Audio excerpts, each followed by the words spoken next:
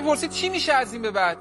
الان بعد از مکانیزم ماشه کلا اگه بخوام براتون توضیح بدم مثلا چه اتفاقی میفته مثلا برای مردم عادی، مثلا فرض کنید شما یه آدم عادی هستید، مثلا یه کارگری هستید، یه نفت کشی دارید روزی مثلا 20 میلیون بشکه نفت بچید، دیگه بعد از این قضیه نمیتونید.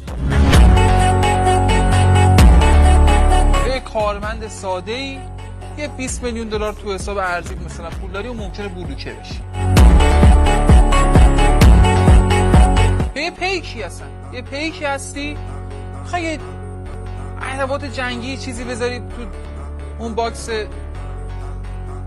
موتورت با خود مثلا ببری یه کشور دیگه اونجا تحویل بدی، این ممکنه تو راه ثبت و ضبط بشه. دیگه این آدم عادی اینطوری نمیتونن به کار عادیشون برسن.